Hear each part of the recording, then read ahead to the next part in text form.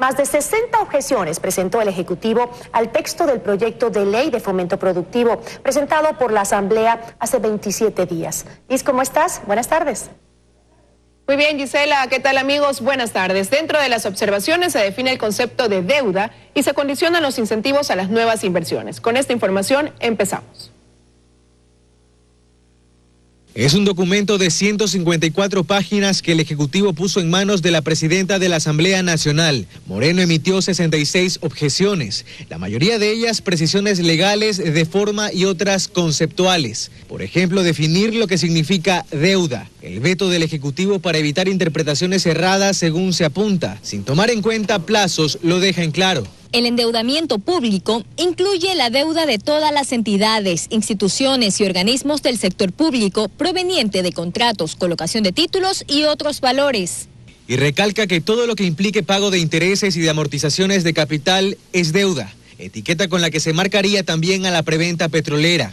Además, se indica que los certificados del Tesoro Nacional, que deben tener un periodo máximo de vigencia de 360 días, no serán tomados como deuda y podrán ser novados o reemplazados por el Ministerio de Finanzas. Pero eso sí, el Banco Central no podrá comprarlos. En materia de estabilización fiscal, una meta que se planea lograr al término de 2021, el veto otorga la posibilidad de que el plazo se amplíe en el caso de escenarios inesperados. En el caso de que se incorporen gastos no contemplados en la programación cuatrianual, el ente rector de finanzas públicas presentará a la Asamblea junto con una proforma que permita lograr la meta en un plazo adicional.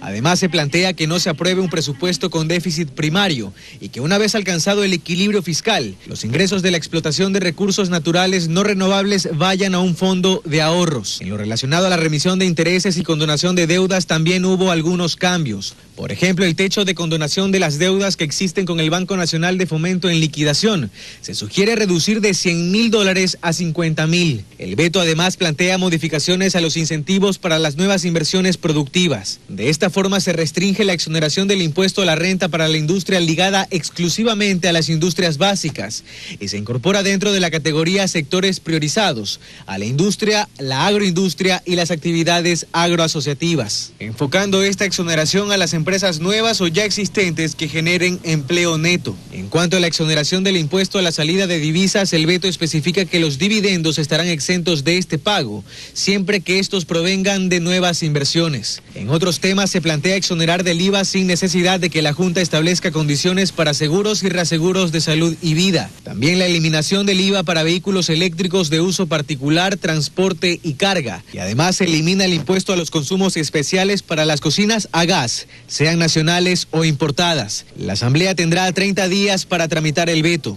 Carlos Acoto, 24 horas.